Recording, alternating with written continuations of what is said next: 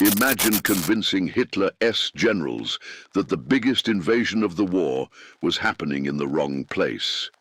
One man did, and he did it without ever firing a single shot. Juan Pujol Garcia was not a soldier, not a politician, not even a trained spy. He was an ordinary man, born in Barcelona, the son of a quiet family who believed in honesty, peace, and order. But history has a strange way of twisting the fate of ordinary men. When World War II erupted, Pujol found himself trapped between two monsters, Nazi Germany and a Spain still bleeding from its own civil war.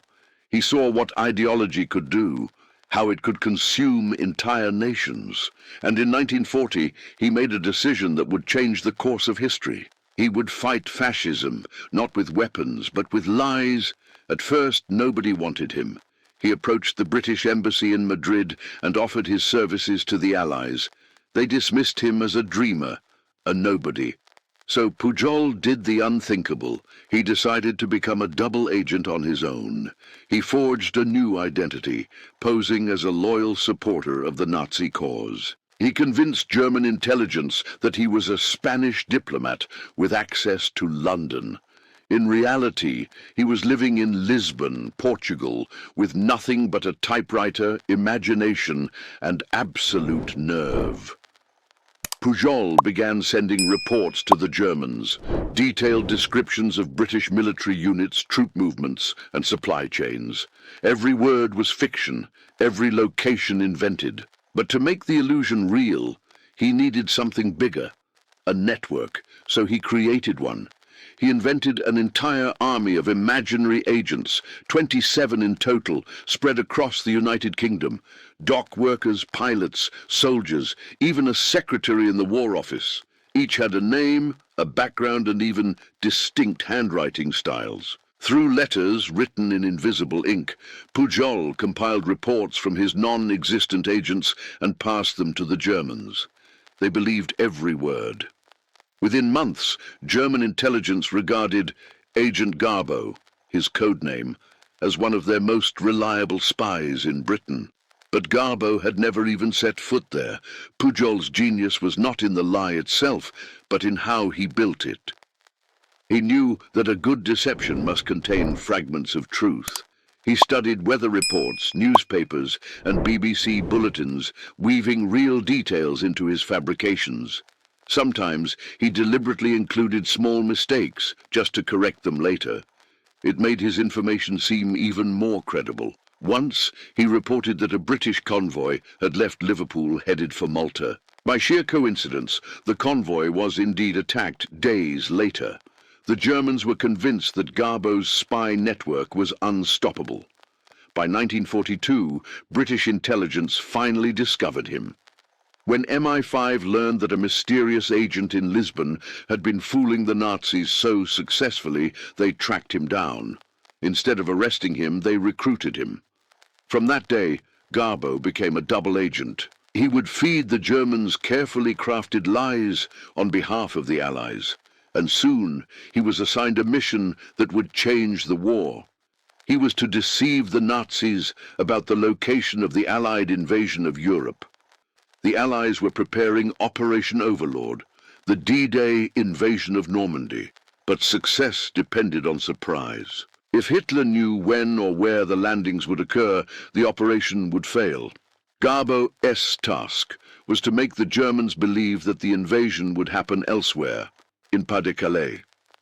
Working with MI5, Pujol expanded his imaginary network even further. His agents sent reports about fake military divisions in Scotland and southeastern England. They described non-existent weapons, false training operations, and fictitious troop movements.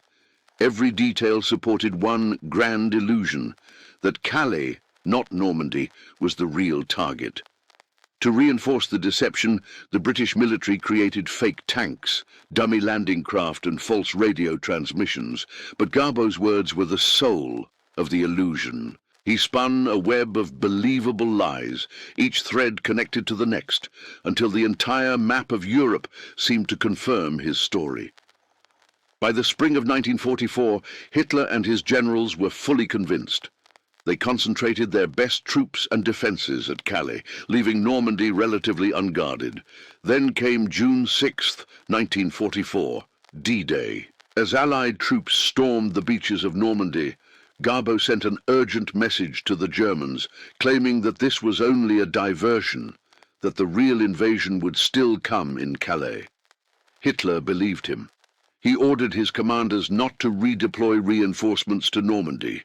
For nearly 2 months after D-Day, the German High Command waited for an attack that never came, and that hesitation allowed the Allies to gain a crucial foothold in Europe. The man who fooled Hitler had turned deception into a weapon of liberation. He didn't kill. He didn't command armies. He simply told the right lies at the right time. And those lies helped win the war. But deception has a price. And for the man who fooled Hitler, the end of the war would bring not celebration, but exile, fear, and silence. When the guns fell silent in 1945, the world began to celebrate victory. But for Juan Pujol Garcia, Agent Garbo, victory came with a strange emptiness. His greatest triumph had to remain secret. The man who deceived Hitler could not tell his story. To the world, he didn't exist. To the Nazis, he was a trusted agent. To the Allies, he was a ghost. MI5 quietly deactivated his operations. His fake agents, his reports, his entire fictional empire were dismantled overnight. After years of living a lie, Garbo was left with nothing but silence. The British government awarded him the MBE, the Member of the Order of the British Empire, for his service. At the same time, Hitler himself awarded him the Iron Cross for his loyalty to the Reich. Juan Pujol Garcia was perhaps the only man in history to be decorated by both sides of a world war. Yet there were no parades, no medals worn proudly in public. Garbo's life was now a collection of forged papers, false names, and memories that could never be shared. He feared that remnants of the Nazi intelligence network might still be hunting for him. So in 1948, with the help of British intelligence, he faked his own death. A false report was circulated that Juan Pujol had died of malaria in Angola. In reality, he boarded a ship to Venezuela under a new name, leaving his wife and children behind. The man who once fooled Hitler now lived as a ghost in the tropics. For decades he vanished. No books, no interviews, no trace. The world moved on, remembering generals and politicians, but forgetting the man who had saved thousands through deception. In Caracas, he worked as a teacher, then ran a small business. He lived quietly, anonymously. At night, he sometimes dreamed of London, of the sound of telegraph keys and coded messages. The war had ended, but in his mind, the lies still echoed.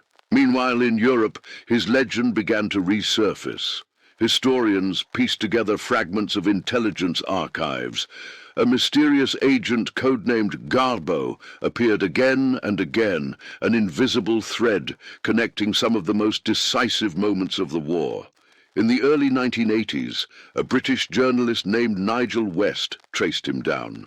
After years of searching, he found him living in Venezuela, an old man, modest, reserved, unsure of whether he deserved the title of hero. When asked why he did it, Garbo smiled faintly. He said, "I wanted to save lives." And then he added, almost apologetically, "I just wanted to be of use." He was invited back to Britain in 1984 for the 40th anniversary of D-Day. It was the first time he saw the beaches of Normandy, the place he had saved without ever standing upon it. Veterans shook his hand. Some cried. They had fought in a battle whose outcome he had shaped from the shadows. One soldier told him, "We couldn't have done it without you." Garbo only nodded. He said nothing. For him, the true reward was knowing that his lies had saved lives. His deception had shortened the war, sparing countless civilians and soldiers from death, yet he never sought fame. He had seen too much of what power and glory could do. In interviews later, Pujol reflected on the nature of truth and lies. He said that deception, in the right hands, could be a weapon of peace, that sometimes one must lie to protect humanity from its own madness. When he died in 1988, at the age of 76, the world finally began to understand the scale of his contribution. His name appeared in history books, documentaries, and museums. But to those who knew his story best, Juan Pujol Garcia was something more, a symbol of moral courage and of the strange, quiet power of the human mind. He never carried a gun. He never commanded troops. Yet his imagination, his patience, and his nerve changed the course of a global war. The man who lied to Hitler did so not for glory or revenge, but for peace. Today, when we look back at the chaos of the Second World War, we tend to focus on the battles, the explosions, the generals, the grand strategies. But history is also written in whispers, in coded letters, and in invisible ink. And sometimes the fate of millions depends on a single man's ability to tell the perfect lie.